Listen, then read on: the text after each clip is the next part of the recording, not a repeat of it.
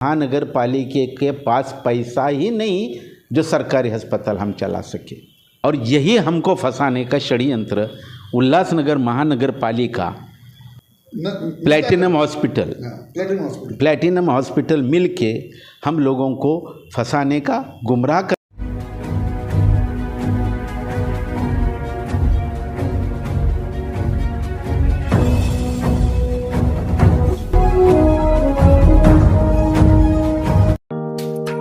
Neeraj Vinod Burani's Spacecraft Interiors. Your space, our craft. Experienced and professional team. No hidden charges. Luxurious designs. Follow us on Instagram. Spacecraft Interiors. Your space, our craft. Crystal Finance by Ajit Makijani. One-stop solution for all your loan requirements. Asan, convenient or effortless. We have tie-ups with all major banks and NBFCs. Business loan, mortgage loan, overdraft and cash credit facility. Instant approval, minimum interest rate and processing fees. Doorstep loan process. Call us today. Crystal Finance by Ajit Makijani. 9011 280000. आइए लेते हैं एक मुलाकात आनंद दादाजी के साथ, जो संविधान के प्रचारक हैं, अच्छा लिखते रहते हैं और एक बड़ी चीज़ आज उजागर करने जा रहे हैं शहर वासियों के सामने। तो आज पहली बार हमारे चैनल पे आए। काफ़ी बार हमने इनसे संपर्क किया और कहा कि आप अपने संविधान में अपने क्या क्या आपने लिखा है उस बारे में कुछ हमारे शहर वासियों को जानकारी दीजिए। तो आज लेते एक मुलाकात आनंद दादाजी के साथ, और सबसे पहले बताएंगे कि किस विषय में आप कहना बताएंगे हमारे शहरवासियों को। उल्लासनगर के शहरवासियों, आप सभी को जय भारत। आज मेरा इंटरव्यू चल रहा है। इस इंटरव्यू में आपसे बात करना चाहता हूँ। चाहे मैं संविधान प्रचारक हूँ, संविधान में जो कुछ बातें लिखी है, जो इस देश की कार्यपालिका, न्यायपालिका और विधिमंडल के अधिकार में जो बातें आती, आज के दौर में अगर हम महाराष्ट्र की बात करते तो महाराष्ट्र में जो स्थानिक स्वराज्य संस्था जिसको हम बोलते हैं लोकल बॉडीज़, यहाँ के सारे चुनाव बंद है। और चुनाव बंद होने के कारण ही पूरी पावर प्रशासन के हाथ में है। और ये प्रशासन हर जिला में, हर नगर पालिका में कुछ ऐसी बातें कर रहे हैं जो लोगों के हित के खिलाफ है। वैसे ही उल्लासनगर शहर वासियों के लिए एक बात है जो बहुत महत्वपूर्ण है। उल्लासनगर के तौर पे वही बताना चाहता हूँ मैं, उदाहरण के तौर पर बताना चाहता हूँ। हमारे उल्लासनगर की आज की आबादी हम देखेंगे तो कम से कम 7 से 8 लाख तक जाती, क्योंकि 2011 के सेंसस में हमारी आबादी 5.5 से 6 लाख बताए थे। तो 10-12 साल हो चुके हैं। आप ये बात करें उल्लासनगर शहर की? जी, उल्लासनगर शहर की बात करता हूँ। इर्द गिर्द की बात नहीं मैं करना चाहता, आजू बाजू क्या हो के। अब 8 लाख आबादी होने के बावजूद WHO के हिसाब से, जिसको हम वर्ल्ड हेल्थ ऑर्गेनाइजेशन कहते हैं, उनके जो कुछ निकष रहते वो निकष के हिसाब से हर 5 लाख लोगों के पीछे एक अस्पताल होना जरूरी होता था। 2.5 लाख लोगों के पीछे। आज तो हमारी आबादी 8 लाख तक है, तो कम से कम 3 अस्पताल होने चाहिए थे। सही है। इतना होने के बावजूद भी हमारे उल्लासनगर वासियों के लिए आरोग्य की कोई सुविधा नहीं। जो सुविधा बनी है उसके बारे में मैं आज बात करना चाहता हूँ। जो अस्पताल बना है, जिसके अस्पताल के सामने बोर्ड लिखा है कि उल्लासनगर महानगर पालिका रुग्णालय, जो महारड़ गांव के नज़दीक है, मुरबाड रोड पर है, उसके बारे में कुछ बातें करना चाहता हूँ। जो प्रशासन ने बातें नहीं, सच्चाई खोलना चाहते हो? जी, सच्चाई खोलना चाहता हूँ। जो कुछ प्रशासन के माध्यम से जो हुआ है वो, तो सबसे पहले मैं ये बताना चाहता हूँ कि वो जो अस्पताल बनाया है उसके बारे में प्रशासन ने 2021 में बात रखी थी कि ये अस्पताल हम कोविड-19 के लिए बना रहे हैं। अच्छा। अब वो अस्पताल बन चुका है और कोविड-19 के लिए वहाँ पर कोविड-19 का तो कुछ काम हुआ ही नहीं, उसमें कोई पेशेंट गए ही नहीं। लेकिन उस वक्त उस अस्पताल में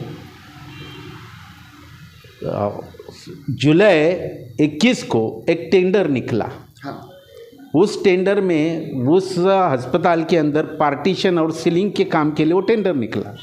टेंडर में 8 कंपनियां थी। जो 8 कंपनियां थी उसमें से एक कंपनी थी जो साई कंस्ट्रक्शन करके थी। इस कंपनी को वो टेंडर पास हो गया सीलिंग के लिए और पार्टीशन के लिए 1,14,00,000 रुपए का टेंडर पास हुआ।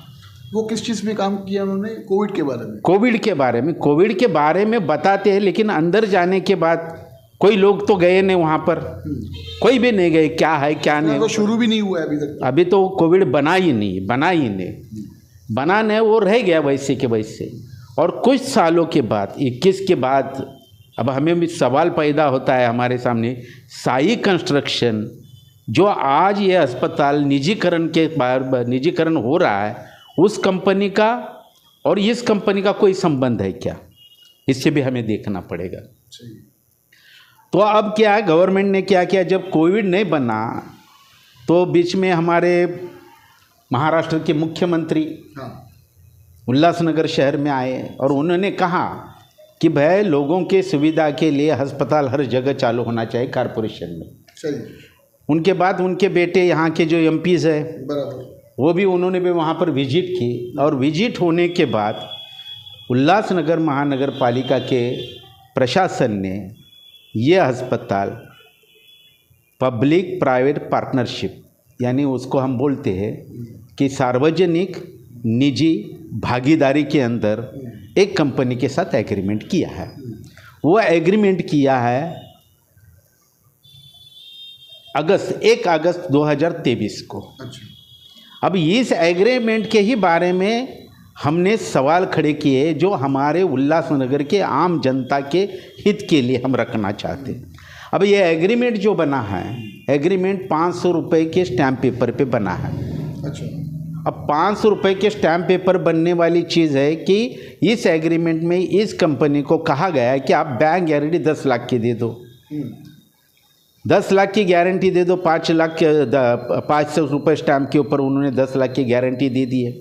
उनको बताया गया कि आप सॉल्वेंसी सर्टिफिकेट, आपकी हैसियत क्या है, ये आप है ना बैंक से हमें लिख के दे दो 15 करोड़ की गारंटी। अब ये उन्होंने लिख के दिया। जब मैंने कुछ पेपर मंगाए तो हमें उस पेपर में ऐसा जवाब मिला है कि ये अस्पताल चलाने के लिए कॉरपोरेशन के लिए 15 करोड़ की ज़रूरत है। कॉरपोरेशन को ज़रूरत है। हाँ, अभी यहाँ पर भी 15 करोड़ ही लिखा है और सॉल्वेंसी सर्टिफिकेट भी 15 करोड़ की बात करता है। तो इसमें हमें शंका पैदा होती है। भ्रष्टाचार की बू। मैं ऐसा कहना नहीं चाहता हूँ, भ्रष्टाचार तो होगा ना। सवाल देखिए, अब आज हम पूरे भारत की आज की स्थिति जब देखते हैं, नहीं उल्लासनगर की थोड़ी, उल्लासनगर भारत का एक अंग है। हाँ, लेकिन भ्रष्टाचार यहाँ पे ज़्यादा होता है ना। इसके बारे में भ्रष्टाचार नहीं हो तो फिर इस प्रकार के टेंडर कैसे बनेंगे? वही तो बात है। लेकिन भ्रष्टाचार कितने पैसे का हुआ है इसके ऊपर हम कुछ नहीं बोल सकते। लेकिन एक बात हुआ तो है, एक बात सही है कि इसमें कुछ ना कुछ लेन देन की बात ज़रूर हुई है।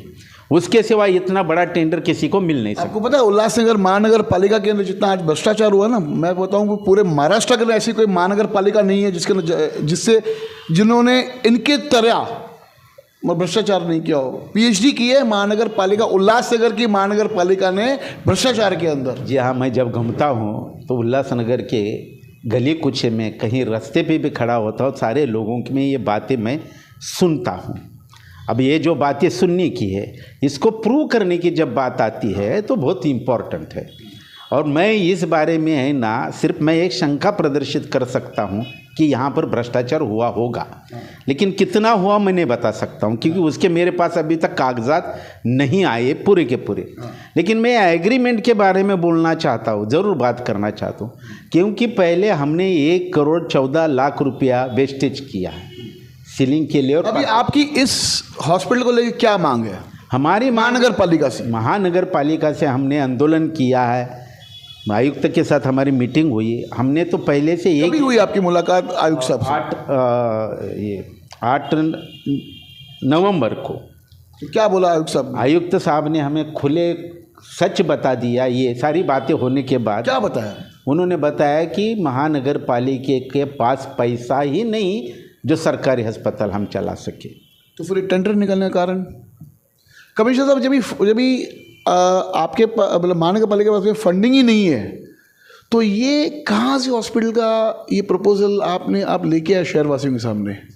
ये जो है, जो हमारे प्रशासक है उल्लासनगर के, जो आयुक्त तो बैठे हुए हैं, असल में ये जो बात है, हम प्रशासक के खिलाफ कम बोलते, गवर्नमेंट के पॉलिसी के खिलाफ बोलते।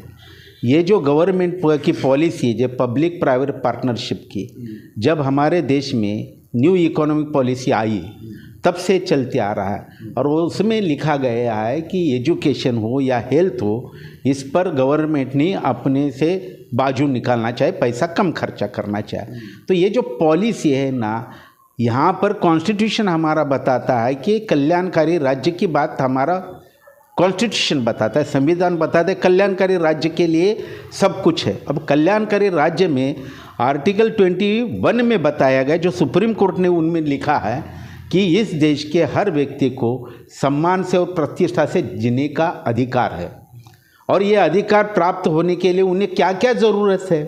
तो सुप्रीम कोर्ट कहता है, हमारे देश का सर्वोच्च न्यायालय कहता है कि इस देश के हर व्यक्ति को एजुकेशन अच्छा मिलना चाहिए, वो फ्री में मिलना चाहिए, उनके हेल्थ यानी आरोग्य मिलना चाहिए, वो भी सरकार की जिम्मेदारी, कल्याणकारी राज्य में सरकार की जिम्मेदारी है। और तीसरी बात है सम्मान और प्रतिष्ठा के लिए कि इस देश के हर व्यक्ति जो 21 साल का हो, अब तो वोटिंग के बारे में बोले तो 18 साल की बात करते, 18 साल के बाद के हर व्यक्ति को अच्छा काम मिलना चाहिए, उसके सम्मान के प्रति उसको मिलना चाहिए। सही।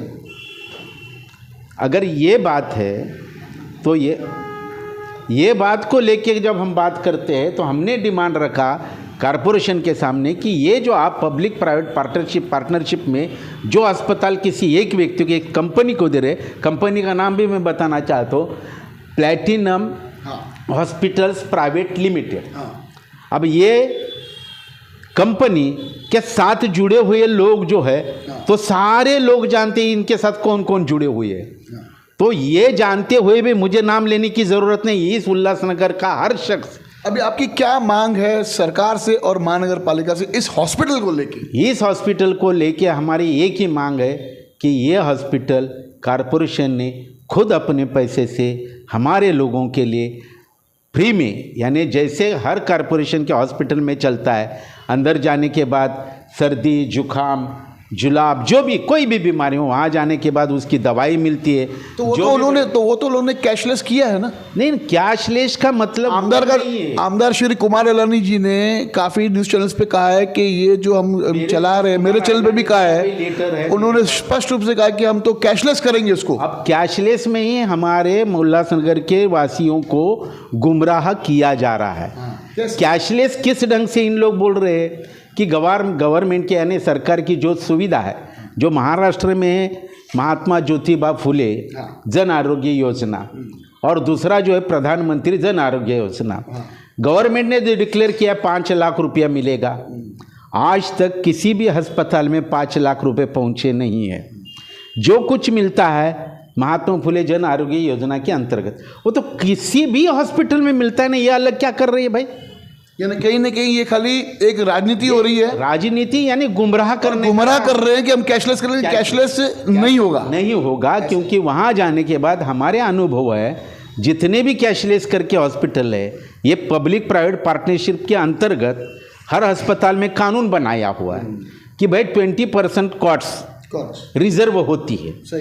अब ये 200 हॉस्पिटल में वो तो सभी के, लेकिन अंदर जाने के बाद जिन्होंने अनुभव लिया है उनके बारे में बताना चाहता हूँ, क्योंकि मैं खुद अनुभव ले चुका हूँ इसके बारे में। यहाँ जाने के बाद पहले एडमिट आपको कहाँ करते हैं, जो उनका निजी डिपार्टमेंट रहता है वहाँ पर एडमिट किया जाता है।